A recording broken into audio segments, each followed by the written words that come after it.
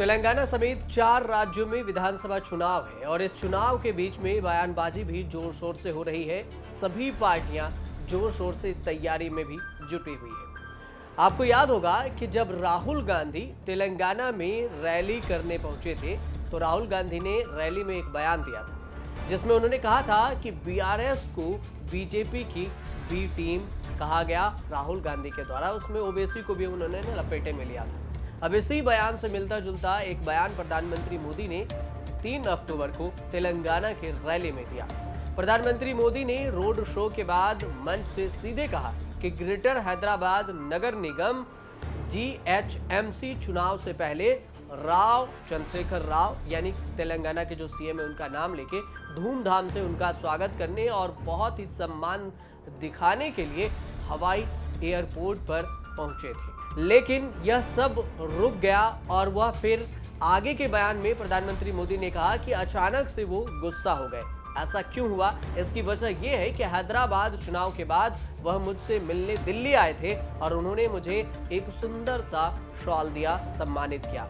उन्होंने इतना प्यार दिखाया, लेकिन ये सब इसलिए था ताकि वो बीआरएस एनडीए में शामिल होना चाहते थे, एनडीए का हिस्सा बनना चाहते थे। मैंने एनडीए में केसीआर की एंट्री को अस्वीकार कर दिया। प्रधानमंत्री मोदी ने केसीआर को लेकर जो बयान दिया है वो बयान पहले सुन लीजिए। हैदराबाद के चुनाव के बाद ये भी तारीख चेक कर ले मीडिया वाले, वो दिल्ली मुझे मिलने आए, बहुत बढ़िया मुझे शाल उड़ाई, बहुत मुझे आदर किया और इतना प्यार दिखाया ये केसीआर के कैरेक्टर में ही नहीं है। मुझे कहने लगे कि आपके नेतृत्व में देश प्रगति कर रहा है, हम भी एनडीए का हिस्सा बनना चाहते हैं, आप हमें एनडीए में शामिल कर दीजिए। बाद में हमें विपक्ष में बैठना पड़ेगा तो बैठेंगे।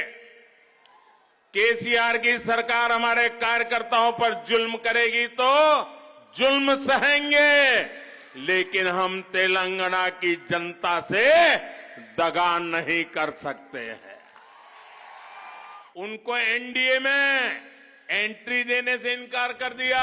तेलंगाना के निजामाबाद में एक रैली को संबोधित करते हुए प्रधानमंत्री मोदी ने ये बयान दिया। प्रधानमंत्री मोदी के इसी बयान को लेकर राहुल गांधी ने प्रधानमंत्री मोदी पर निशाना साधा है। प्रधानमंत्री मोदी को लेकर राहुल गांधी ने एक्स पर लिखा, जो मैंने कहा था आज मोदी जी ने उसे खुलेआम कबूल कर लिया है। बीआरएस मतलब बीजेपी रिश्तेदार समिति। बीजेपी बीआरएस की पार्टनरशिप ने पिछले 10 सालों में तेलंगाना को तबाह कर दिया है। लोग समझदार हैं और इसका खेल समझ चुके हैं। इस बार वो इन दोनों को ठुकराकर कांग्रेस की 6 गारंटी वाले सरकार को बनाएंगे। राहुल गांधी का ये एक्स पर बयान है, लेकिन राहुल गांधी ने ओबीसी, बीआरएस, बीजेपी और ओवैसी को लेकर क्या कुछ कहा था वो बयान भी सुन लीजिए। तेलंगाना में कांग्रेस पार्टी सिर्फ टीआरएस से नहीं लड़ रही है।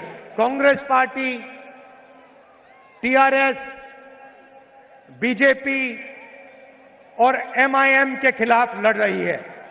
ये अपने आप को अलग अलग पार्टियां कहती हैं, मगर ये सारी की सारी एक साथ मिलकर काम कर रही हैं।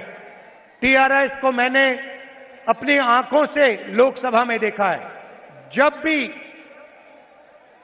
बीजेपी को उनकी जरूरत पड़ी, एकदम उनके लोगों ने पूरा समर्थन किया। आज देखिए, हमने आज पब्लिक मीटिंग के लिए दिन चुना, तीनों के तीनों ने अपनी मीटिंग एक साथ की। क्यों? क्योंकि हमारी मीटिंग को वो तीनों के तीनों डिस्टर्ब करना चाहते थे। 17 सितंबर को कांग्रेस नेता राहुल गांधी ने हैदराबाद के पास एक रैली को संबोधित करते हुए बीआरएस को बीजेपी रिश्तेदार समिति पार्टी करार दिया था। दावा किया था कि जब विपक्षी नेताओं पर सरकारी एजेंसियों द्वारा हमला किया जा रहा था तो तेलंगाना के मुख्यमंत्री और एआईएमआईएम असदुद्दीन ओवैसी के नेता के खिलाफ कोई भी कार्रवाई नहीं हुई, क्योंकि वो प्रधानमंत्री उन्हें अपना मानते हैं। हालांकि प्रधानमंत्री मोदी के इस आरोप को बीआरएस ने एक सिरे से ही खारिज कर दिया है। बीआरएस ने कहा है कि उन्हें कुत्ता काटा है जो एनडीए में शामिल होंगे। बीआरएस की तरफ से जो बयान जारी किया गया है वो बयान भी सुन लीजिए। And he says that he has not allowed us into NDA. हमें कोई पागल कुत्ता ने काटा है क्या कि एनडीए में हम जाके शामिल हो जाएं?